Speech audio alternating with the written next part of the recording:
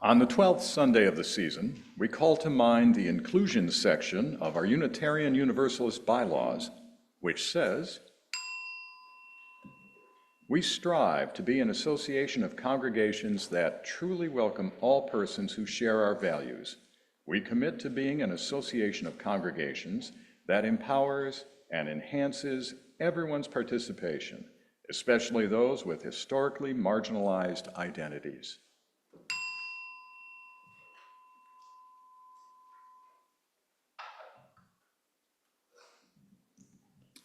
And now, hymn 100, Peace Like a River.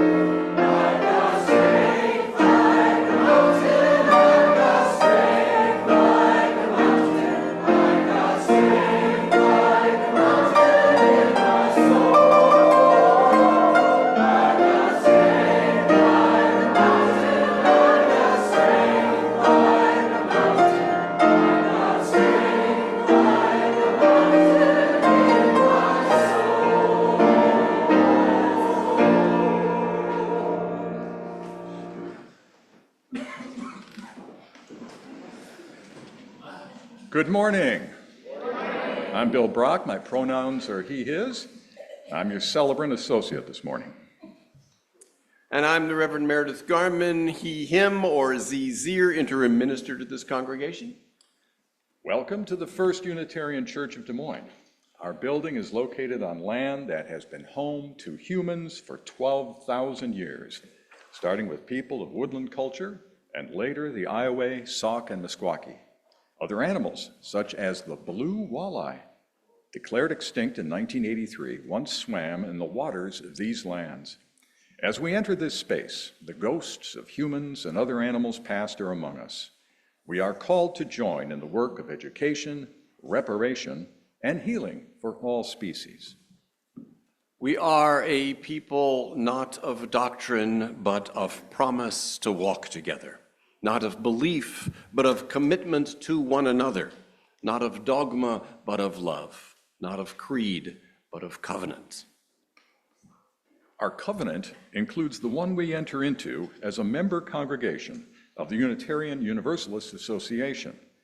We covenant to do the work of living Unitarian Universalist values: interdependence, equity, transformation, pluralism, generosity, and justice, all centered on love. Our covenant includes our congregation's bond of union to associate ourselves together for the study and practice of morality and religion as interpreted by the growing thought and noblest lives of humanity, hoping thereby to prove helpful one to another and to promote truth, righteousness, and love in the world. Our covenant includes our church's mission to love radically, grow ethically and spiritually, and serve justly. And our covenant includes our newly adopted aspirational relational covenant to care for our own well-being, each other's well-being, and the well-being of our community as a whole. We will recognize the inherent worth and dignity of all, be respectful and kind, valuing the gifts and individuality of all, listen with empathy and consider the impact of our words and actions, be patient and understanding with each other, find a pathway and work for reconciliation. All of these are expressions of the covenant that brings us together, that binds us, and makes us who we are. Today is the 12th and penultimate Sunday of summer. There are just 14 days of summer left. Fall begins on September 22nd. The moon was new on Monday and is now waxing crescent. On the Hindu calendar, Ganesh Chaturthi began Friday afternoon, celebrating the birth of the deity Ganesha, the elephant-headed god of new beginnings and the remover of obstacles, as well as the god of wisdom. This festival is marked with display of clay representations of Ganesha, chanting of Vedic hymns and Hindu texts, and the sharing of certain sweets believed to be the Ganesha's favorite. After 10 days, the clay representations are carried with music and chanting to a nearby body of water and immersed. In Mumbai alone, around 150,000 clay figures are immersed annually. As the clay dissolves, Ganesha is said to return to his celestial abode. And on our Unitarian Universalist calendar, our own celebration involving water is today, our celebration of the water communion. A special welcome to our visitors. For those of you on Zoom, thanks for tuning in. And please be sure your mic is muted. If you're here with children, there is childcare, or feel free to keep them seated with you, or utilize our play area in the back. Our mission, as mentioned, is to love radically, grow ethically, and serve justly. That's what we're here to do. We grow ethically and spiritually and deepen our understanding of loving radically by delving into our selected theme each month. Our theme for September is Radical Hospitality. Today's sermon explores that theme, as does this month's issue of Connecting, so do pick up an issue. We also have small groups called Connection Circles that meet monthly to explore the monthly theme. Please go to ucdsm.org/small-groups and register for one of our circles. Every member should be in a small group. This is how we grow, and that's what we're here to do. A word about how our water communion service will go. For those of you at home, I suggest you get a small bowl, like a cereal bowl, and put a half-inch or so of tap water in it. The molecules in your tap water have come from all over the earth. Each of those molecules has been around the earth many times. Second, get another container, a small glass or a vial of water. Perhaps you collected some special water this summer from somewhere, or maybe you just pour a little water from the same tap. Ultimately, we all come from the same source. You'll need one bowl for your household. Everyone in your house will use the same bowl, and each person in your house should have their own individual vial or small glass of water. As you at home, along with us here, add the waters of your individual self to the universality and the community we share. I'll ask you to reflect on what the feelings are that you bring. At different times during the service, I'll invite you to add water from your individual vial or glass into the bowl. And you'll do this to represent still waters of rest and renewal, shining waters of joy and happiness, storm waters of grief and sadness, or rushing waters of change and transition. We'll begin by lighting our chalice. Please say with me our unison chalice lighting words from Leslie Takahashi. We gather as many drops, each winding our own path down life's surfaces and ruts. Here we pool together as a single body, flowing together for a time. Together we are a stream, at times even a river, for with our shared force, we can travel toward oceans of meaning and seas of connection.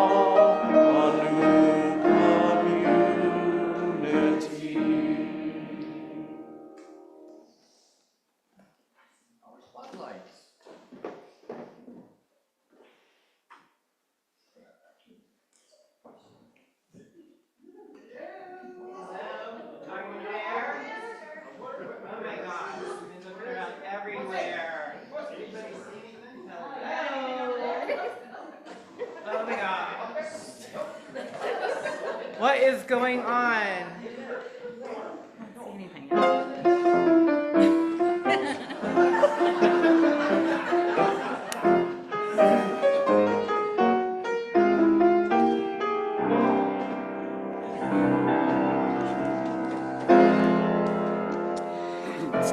Team, I think we're going to need more help. We can't possibly do this search alone.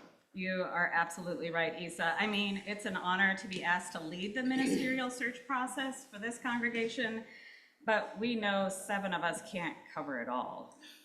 We need to broaden our search party. We need to bring more people into the tent, under the umbrella, into the fold, whatever metaphor you prefer. I agree. The best way for us to find a settled minister is for the congregation to be involved and to show their excitement. How do we get people to help? Well, there's lots of opportunities to be involved. Just today, we'll be launching our congregational survey. You'll get an email after the service today, but we'll also have a table out in the lobby that you can stop by and take the survey. And that's going to tell us a lot about what you want from our settled minister. Our settled minister will see these results, and it'll help us a lot in determining what the next steps are. And in October, we have scheduled 5 search parties that you can attend. We've conveniently arranged them so that there's an evening, an afternoon, a Sunday, and a Saturday, and all those things. 4 in-person meetings and 1 Zoom meeting. So you, all of you, should be able to attend one of them. Yes. The ministerial search team will also be providing regular updates via the spotlights during Sunday services on the USCDM website and the intercom. This morning, we want to introduce ourselves to you again so you know who to stop with questions. I'm Todd Lockman. I'm Eileen Jackson. Pat Headley. Steve Stevenson. Becky Evans. Isandra Marigan. And Laura Berardi. Thank you. Thank you, everyone. Thank you. Good morning.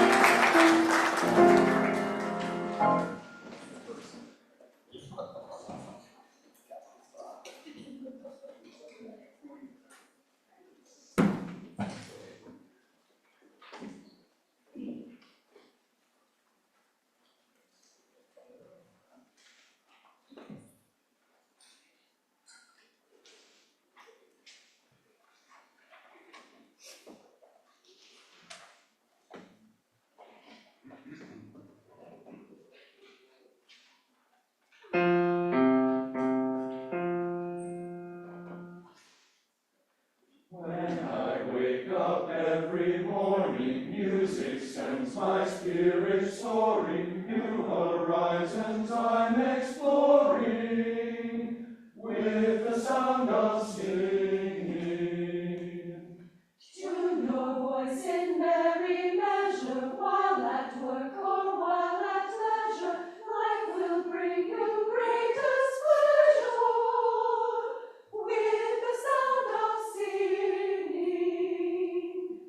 Let music be in all our hearts. Let all our hearts be joined as one. We'll end the day as we've begun, with the sound of singing. Right, fa-la-la, right, to-ra-li-do, right, fa-la-la, right, to-ra-li-do, right, fa-la-la, right, to-ra-li-do, with the sound of singing.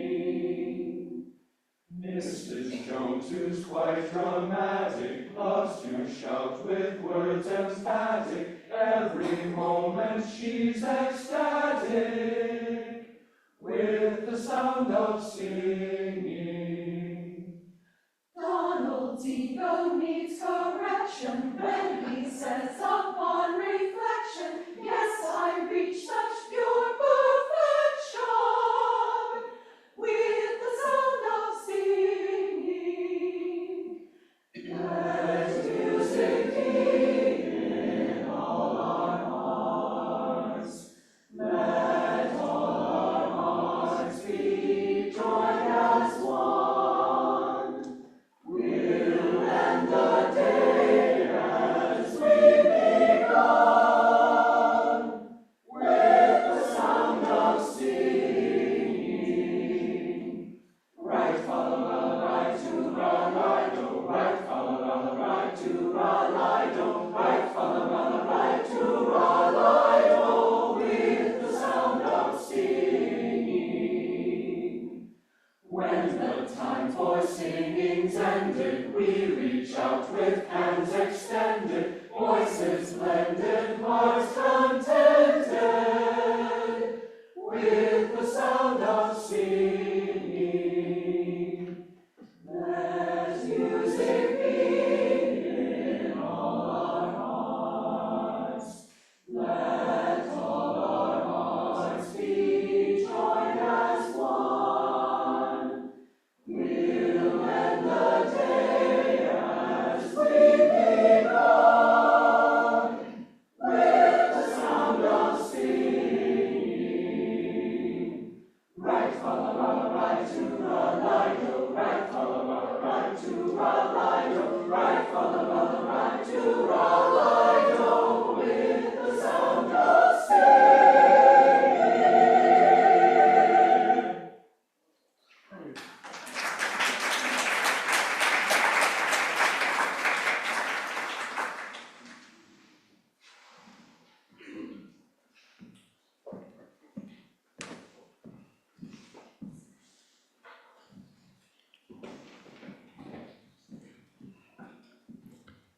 As Merrill Crabtree writes, from the amniotic fluid we swim in before birth to the cleansing power of waterfalls, rivers, oceans, fountains, and our own tears. From baptismal fonts to the healing pools of hot springs and natural grottos, from the sacred waters of Lourdes in France or the Dead Sea in Israel to the bird bath in your backyard. Water contains a unique spiritual energy. It is essential to our survival and covers much of the surface of the planet. It can heal our spirits, soothe our bodies, be a source of great awe and beauty and inspiration, as well as a source of fear and terror. Cultures around the world have stories of deities that rule the waters, thus recognizing water as a source of spiritual power and as an element basic to our existence. Water's sacred qualities flow through our world, a source of life and a spiritual wisdom for us all. This morning, we are having our annual in-gathering water communion. This ceremony follows a custom that Unitarian Universalists have been following for nearly 50 years. Many of those years, we aren't sure how many, the water communion has been part of our annual rhythm here at First Unitarian of Des Moines. In the mid-1970s, the first Women in Religion convocation was held at a retreat center in Grailville, Michigan.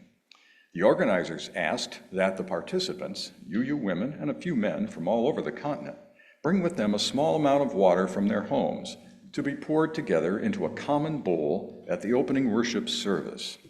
The water was to symbolize that although they came from different places, they were all of one liberal heritage. It was a powerful metaphor of unity in diversity, of a community united across the usual lines and categories that serve to separate and divide, and those who were there were greatly moved. Many returned home and shared the ceremony with their congregations, and in the years since, the water ceremony traveled all over our denomination, from east to west, north to south, in the US, Canada, and even to UU congregations in Australia and New Zealand. We pour water into a common bowl, sharing our lives with each other, adults and children alike. For those of you at home, the bowl you are using there must represent our common bowl. Thus do we teach our heritage and instill connections in our young. Thus do we pass along traditions that are dear to us. Everyone present may participate, whether you are a first-time visitor or a long-time member. Our waters flow together. One way or another, this truth is unavoidable. Our waters flow together. We merge with each other and with those who have come before. If you have not brought water with you, if you did bring water with you, you can use it, and if not, water is provided on the table with the bowl. Our waters flow together. We merge with each other and with those who have come before. I have with me some of the water passed on to me from last year's water communion, which contained some water from the year before that, and the year before that, and maybe many years stretching on back, but you know, there was the pandemic, so we really aren't sure. I pour some of this into the bowl that represents our common bowl.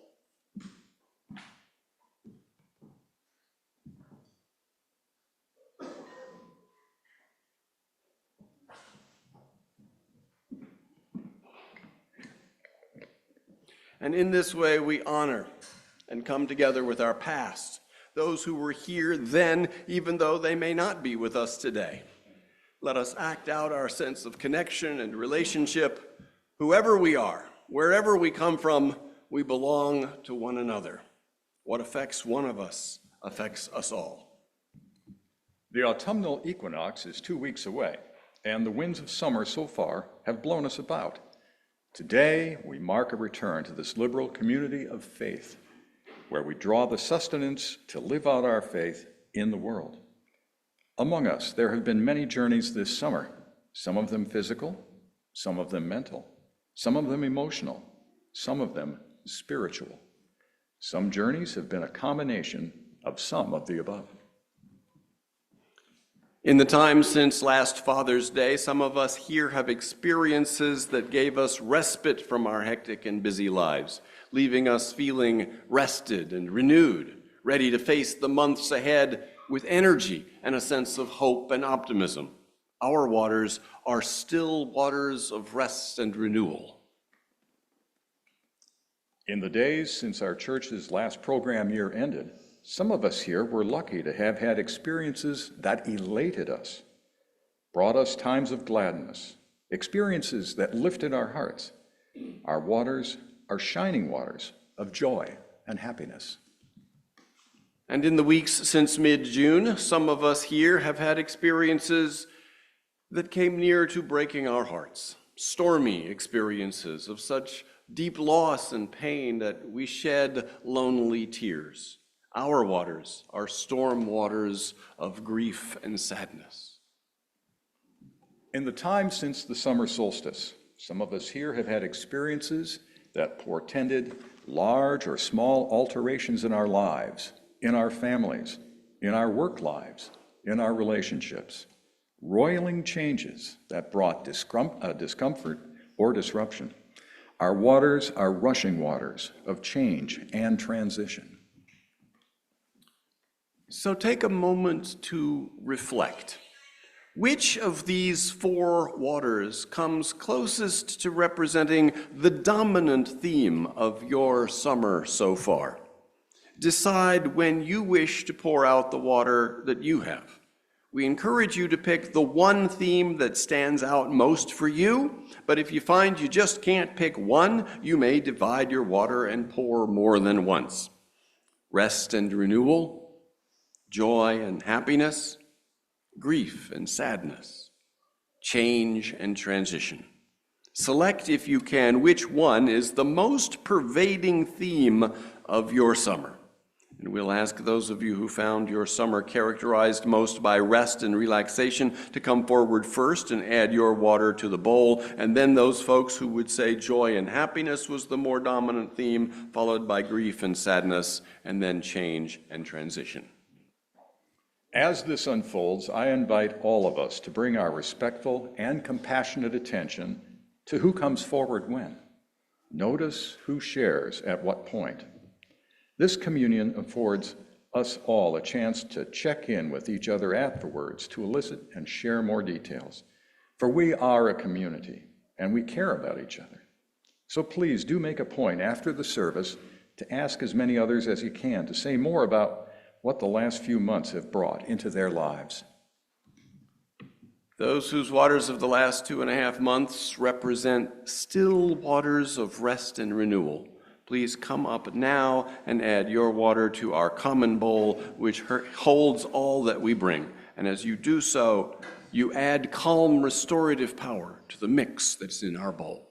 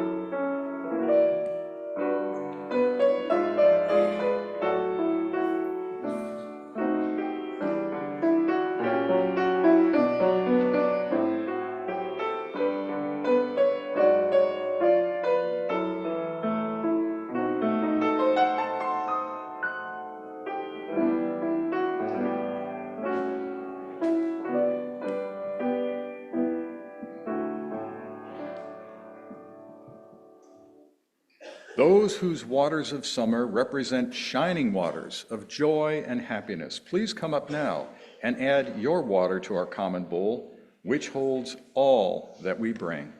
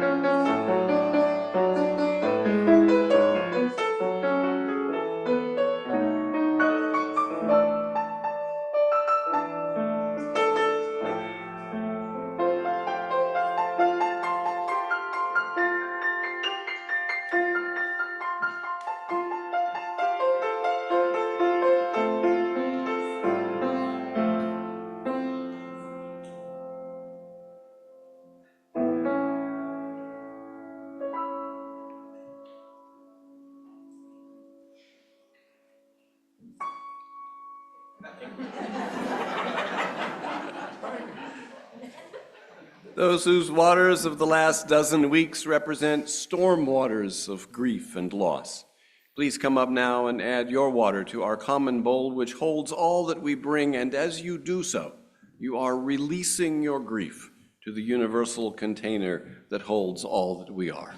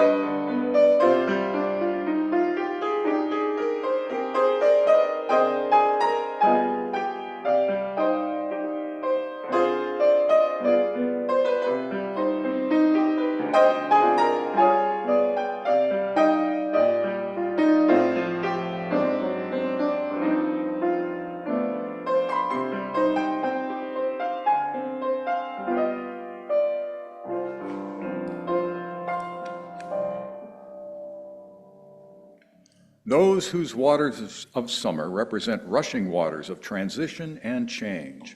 Please come up now and add your water to our common bowl, which holds all that we bring. As you do so, you are acknowledging the change in your life by changing the waters in the bowl that contains all changes.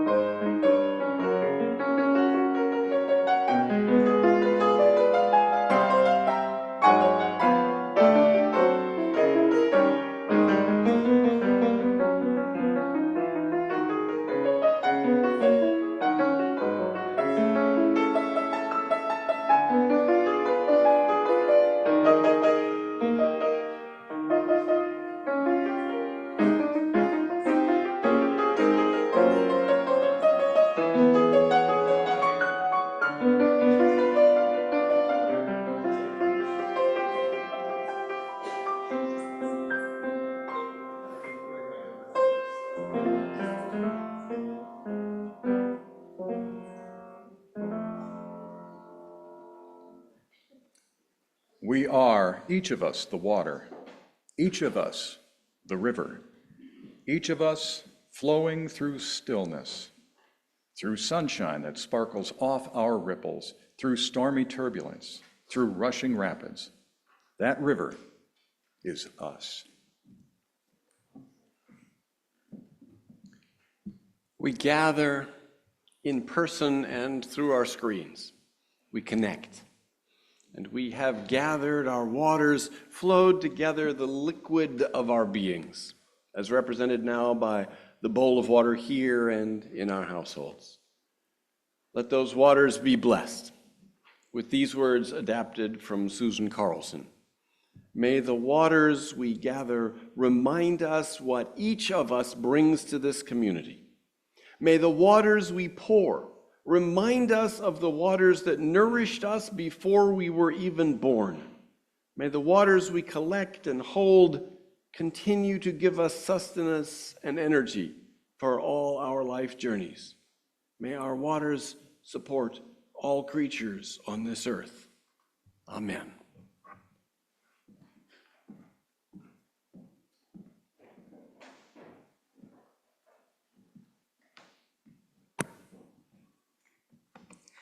My name is Ellen Taylor, pronouns she, her. I'm the Pastoral Care Associate for our congregation today. Pastoral Care Associates are here to help members of our congregation talk through and process any significant transition. If that's you, I invite you to speak to me or another member of our pastoral care team, or email us at pastoralcareteam@ucdsm.org. This week, we learned that a former member, Judy Burgett, died at her home in Sweetwater, Tennessee on September 1st. She was 77. Rest in peace, Judy. We are glad your path crossed with ours. Now let us share together the names of anyone we know who could use some special care and attention. You may call the name out loud or type it into the chat. And as we share these names, may the love of this community hold them all.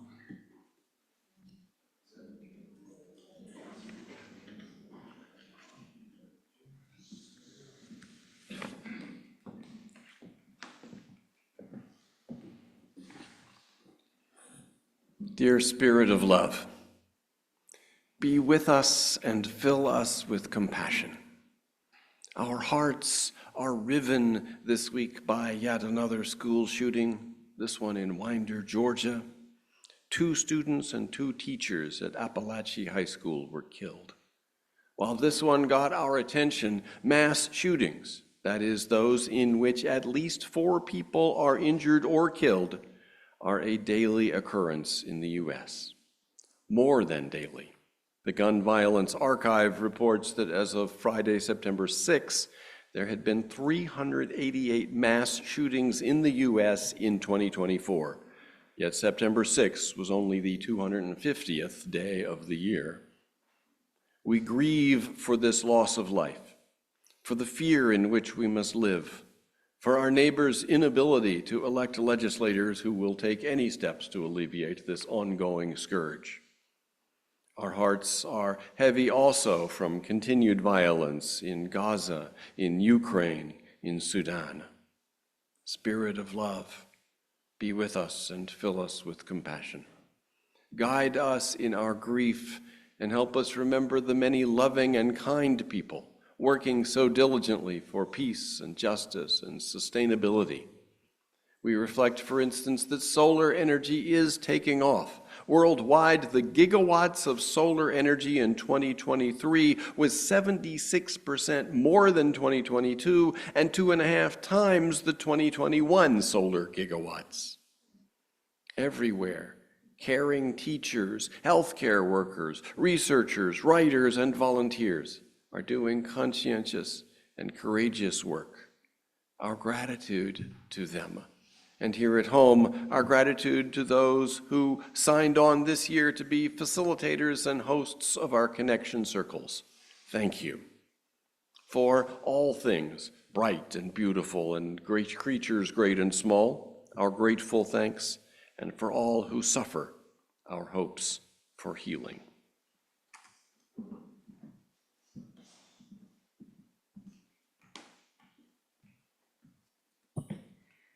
May the light of our community shine on the broken places of the world.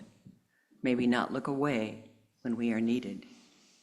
May we confront what is cruel, heal what is broken, and delight in what is good. We light 3 candles, one for the joys and sorrows shared out loud, one for those shared in writing, and one for those held silently among us. For all of these, we now observe a moment of silence.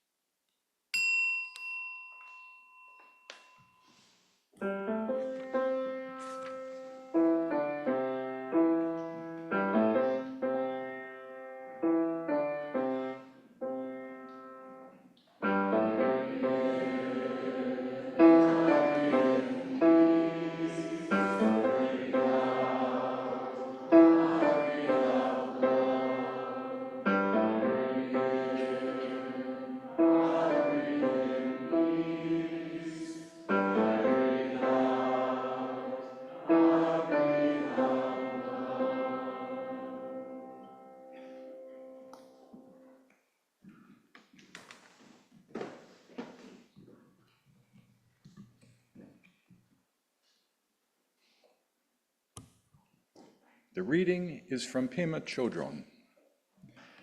There are many ways to talk about the problems of this world, but one way or another, all of them have to do with polarization. We all have a tendency to divide people, things, and ideas into sharply contrasting categories. Consciously or unconsciously, we carry around concepts of us and them, right and wrong, worthy and unworthy. In this framework, there's not much room for a middle ground. Everything is at one pole or another. When groups of people or whole nations get together around these concepts, they can become hugely magnified, which may result in large-scale suffering, discrimination, oppression, war. These national and global problems have their roots in the subtle workings of our own individual minds. All of us, to our own degree, experience some feeling of opposition inside ourselves, with each other, and with the world around us. We're never quite satisfied with ourselves as we are, other people as they are, things as they are. Often, we feel this as an aversion to whatever we're experiencing. Other times, our feeling of opposition has to do with desire or craving. Whether we are for or against, there is a lack of openness and relaxation in our minds. We may be sitting in a stream of critical, judgmental thoughts all day long and not realize how much polarization we're creating in our own mind. The grooves in our brain deepen with each repetitive thought and form habitual patterns, beliefs, and attitudes. Conscious or not, these patterns increase our propensity to separate ourselves from others. The time we live in is a fertile ground for training in being open-minded and open-hearted. If we can learn to hold this falling apartness without polarizing and without becoming fundamentalist, then what we do today will have a positive effect on the future. If we can go beyond blame and other escapes and just feel the bleeding, raw meat quality of our vulnerability, we can enter a space where the best part of us comes out. Only by learning to fully embrace all aspects of ourselves, even the most seemingly negative elements of our minds and hearts, will we learn to fully embrace others. We come now to the offering, recalling the words of the inclusion section of the UUA bylaws. We strive to be an association of congregations that truly welcome all persons who share our values. We commit to being an association of congregations that empowers and enhances everyone's participation, especially those with historically marginalized identities. In gratitude, then, we give, for in gratitude, we receive.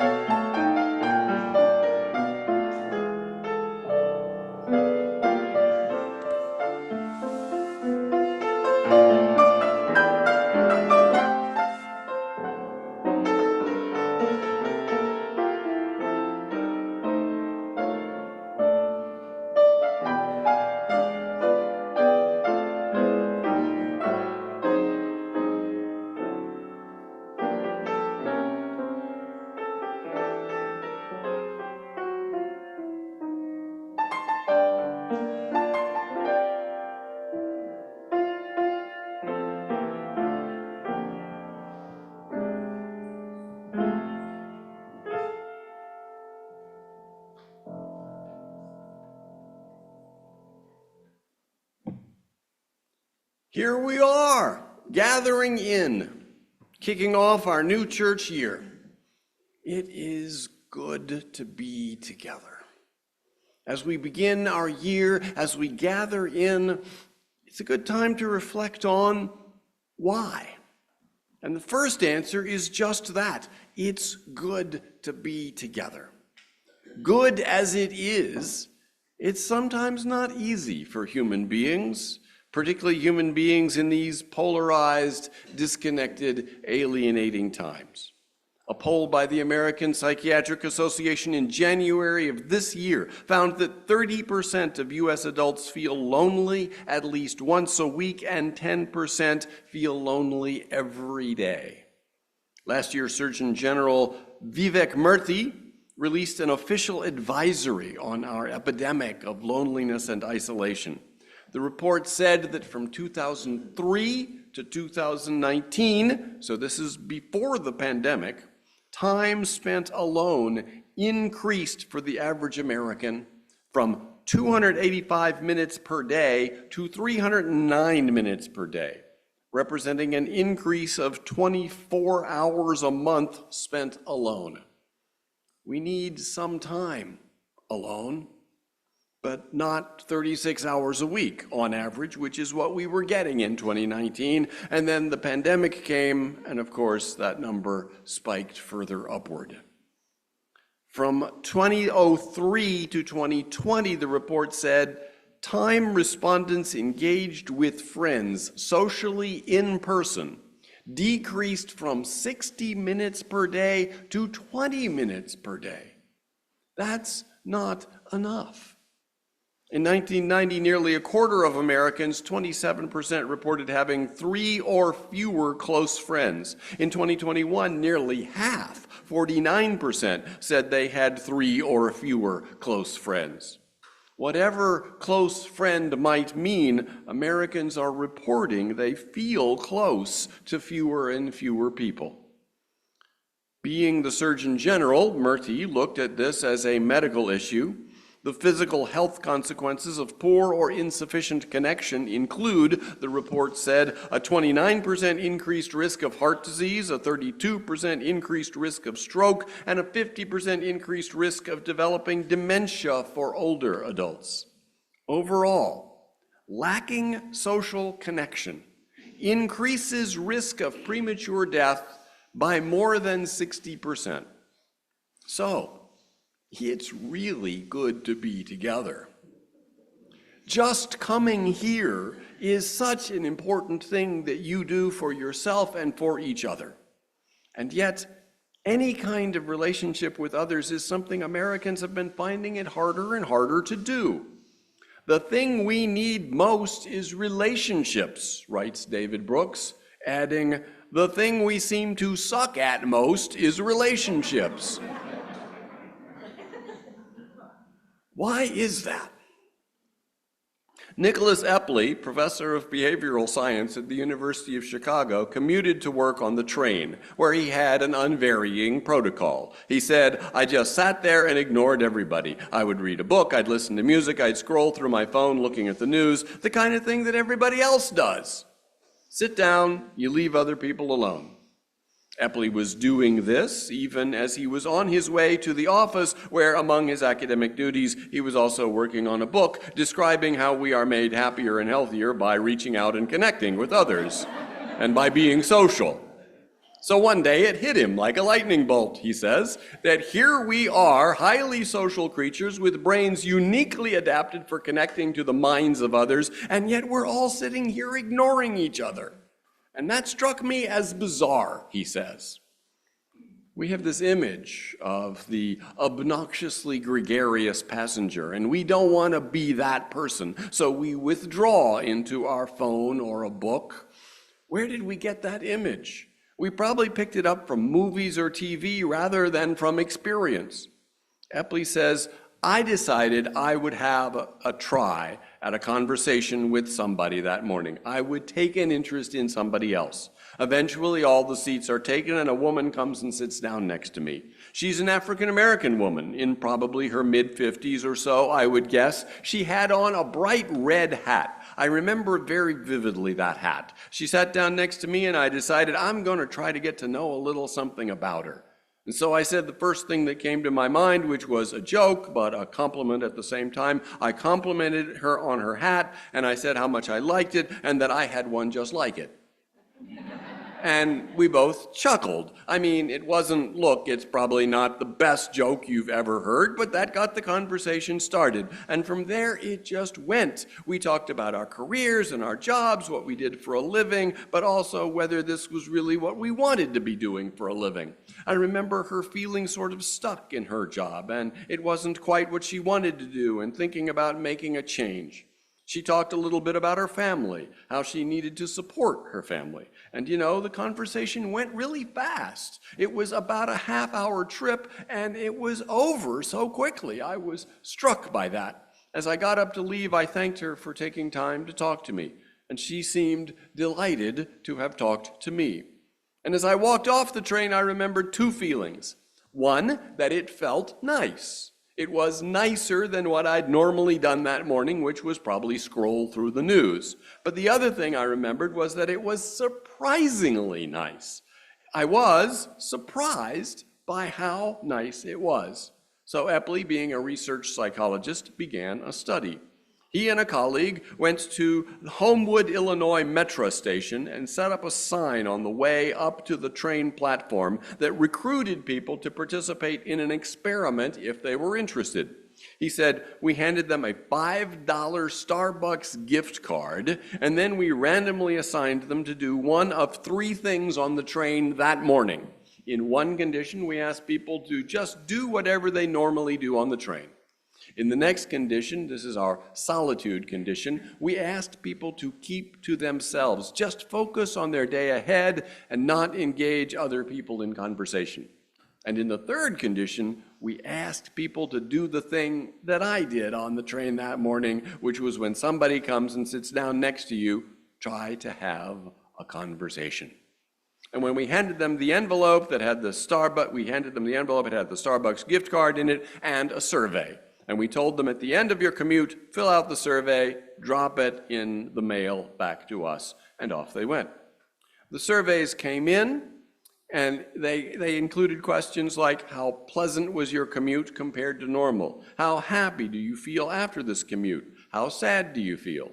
What we found, said Epley, was that people actually reported having the most positive experience when they talked to a stranger. And they had the least positive experience in the solitude condition, where we asked them to keep to themselves. The control condition, where people did whatever they normally did, fell in the middle, though since most people normally keep to themselves, it was closer to that end. We conducted another experiment where we asked people to tell us how they thought they would feel if they were in each of these conditions, to predict how they would feel.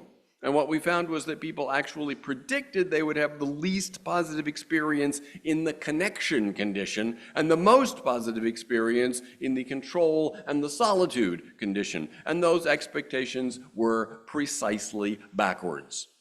Epley goes on to say that extrovert versus introvert doesn't matter. He says psychologists have been doing lots of experiments where they ask people to behave more extrovertedly or more introvertedly, and the very consistent finding is that when people actually do this, people feel happier when they act extroverted than when they act introverted. And that's just as true for folks who are consistently extroverted as it is for folks who are consistently introverted. As far as we can tell, whether introversion and extroversion matters is not in people's experience of social interaction as much as it is in their choices of social interaction. That is, extroverts choose to reach out and engage with others a little bit more often than introverts do. And as a result of choosing to reach out, they tend to be a little bit happier. In many ways, it seems a little bit like physical exercise. Some of us choose to exercise more than others, even though all of us, regardless of whether we choose to or not, would actually be a little healthier if we exercised a little more often. The same thing seems to be true with our sociality as well. So research from Epley and others shows we systematically underestimate how much we will enjoy connecting with people and how meaningful our outreach will feel to others. Why do we underestimate this? We have a desire to connect, but we also have fears that lead us to avoid other people. And the avoid circuitry in the brain tends to win out over the connect circuitry more often than is really optimal for us. Most of us usually have to give ourselves a little push, stretch ourselves a little bit to go ahead and start up that conversation. The quality of the connection is especially enhanced if we don't just stay at the level of small talk. We have this idea that we have to get to know a person over a long period of time and slowly work our way up to deeper conversations. Actually, it doesn't have to take so long. You can very quickly, not quite immediately, I would say, but almost ask a relative stranger a really deep connecting kind of question. What do you regret most in your life? What do you want to be known for? What are you most proud of? If we were to become friends, what would be the most important thing for me to know about you? If a crystal ball could tell you anything about the future, what would you want to know? When was the last time you cried in front of another person? Or if you just say tell me about yourself, they will often start going pretty deep into who they are, their hopes, their trepidations, their yearnings. We're afraid of being rebuffed.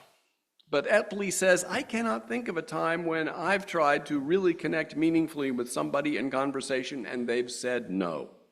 You take an interest in somebody, you ask about something they really care about, they are happy to talk to you about it typically. I am talking about gathering in as a congregation, and what it takes to gather people into our lives. Why do we gather here? Why are we part of this church? I said first that it's just so good to be together, so necessary, even though it's sometimes a push to make ourselves do it. When we ministers get together, we have sometimes been wont to express a little frustration about congregants who seem to think church is just a social club. But you know, in these days of increasing isolation and loneliness, the fact is, we do need more social clubs. If that's all that we were, that would be reason enough to keep the doors open. At the same time, it's not all that we are. We are not just a social club. We are a covenantal people, a people of covenant. And Bill and I reviewed the levels of covenant at the beginning of our service this morning. We have a mission, love radically, not typically what a social club would say. Grow ethically and spiritually, serve justly. So we gather in because it's so good to be together, and we also gather in to carry out our mission. We gather in to love radically and to learn from practice and from each other, and to learn from and practice from and to learn from each other how to do that. We gather in to grow ethically and spiritually. We have work to do. And like starting up a conversation with a stranger, it might feel a little uncomfortable at first. You can think of this church as a social club, but also as a gym. Earlier, I cited Nick Epley as saying that sociality was like exercise. Some of us may be more inclined to it, but it's good for all of us. This is a place for toning those spiritual muscles, strengthening the meaning, purpose, and wholeness of your life. In my sermon a year ago at our ingathering then, I cited my colleague, Reverend Victoria Weinstein. Let me this year remind you of what she said. If I go to the gym and people are sprawled out napping on the floor of the aerobics studio, I will think the gym management is not just remiss, but nuts. It's no different at church. We are all here for heart strengthening of a different kind. Leaders should be empowered to be able to say, get off the aerobics floor, please. You can nap at home. This isn't about not loving people. It's about being clear what the congregational life is for. Napping on the floor of the aerobics studio is not part of our mission, so we will not be addressing your complaints about the pillows. Thank you, Reverend Weinstein. To say that a church is a spiritual gym is not to forget that the church is also a spiritual infirmary. There are times in life when we come to church sick at heart, soul weary, broken-spirited. Before we can think about the exercises and the disciplines that cultivate and strengthen our wisdom, our compassion and equanimity, we just need some caring. We need replenishing rest. We need salve for our woundedness, for indeed salve is the root of salvation, with which our religious forebears were particularly concerned. Yes, the church has that pastoral function in addition to its prophetic task to serve justice. As the saying goes, the church's function is to comfort the afflicted and afflict the comfortable. Let us recognize that every one of us is both. In some ways, afflicted and in need of comfort, and in some ways, comfortably complacent and in need of an afflicting prod. What we are here for, the reason we gather in, the thing that both comforts us in our affliction and afflicts us in our comfort, is this mission. Love radically, grow ethically and spiritually, and serve justly. We grow by continuing to learn and reflect, and to help focus that, we have 10 monthly themes that we'll be developing this year: hospitality, fear, reason, awe and wonder, thou, borders and boundaries, dignity, caring, beauty, and community. Explorations of themes like these help you develop a language of faith, competency in our theology, and the inner resources for dealing with tough times when they come. So come to Sunday service, read each month's issue of Connecting, get out your journal and delve into the journaling prompts that are included in the issue. Sign up for and come to a connection circle. There's a handy QR code on the back of your order of service that will take you right to the place where you need to sign up. Radical hospitality is our theme this month, and it's what today's sermon has been about, though I didn't mention the word hospitality until now. The need for hospitality, given our epidemic of loneliness and isolation, the benefits of talking with strangers on trains or anywhere, both the benefits to us and to them, and how quickly we can go deep in conversations even with people we haven't known long. It doesn't come easily and naturally to us to open up to others, to build real connections. But that is what being hospitable is all about. As we gather in as a congregation, let us gather into our lives more people. We need it. They need it. May it be so. Amen.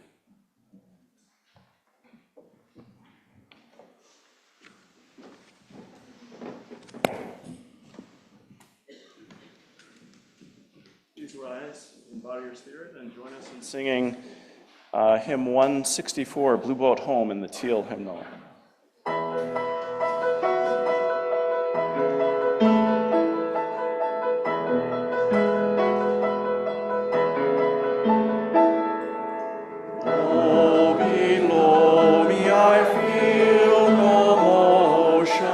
Standing on these mountains and plains, far away from the rolling ocean, still my dry land heart can say, I've been sailing all my life now, never harbor or port have I known, the wide universe is the ocean I travel, and the earth is my blue old home.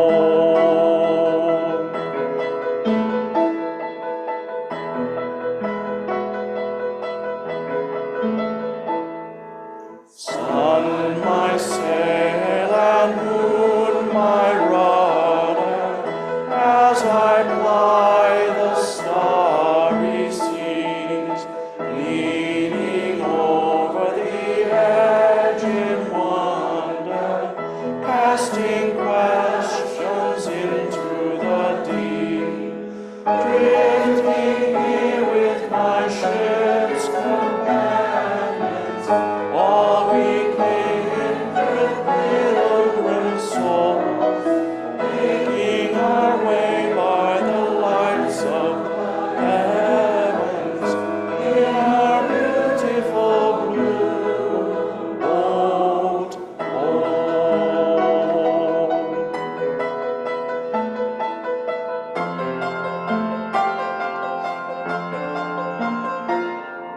I give thanks to the waves upholding me, hail the great winds urging me on.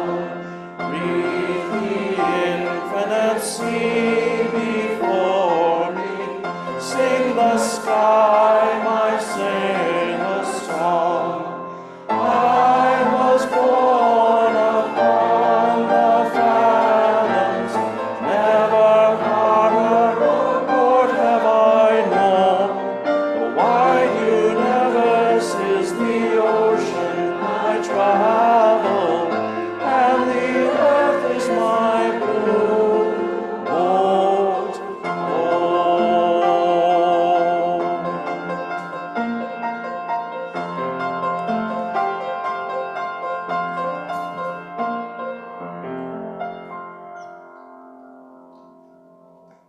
Please say with me our unison chalice extinguishing words. We extinguish this chalice flame, daring to carry forward the vision of this free faith, that freedom, reason, and justice will one day prevail in this nation and across the earth. As you leave this place, may you leave refreshed and renewed.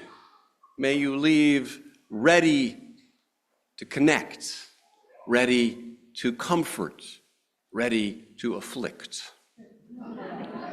Go in peace, for in peace we make peace.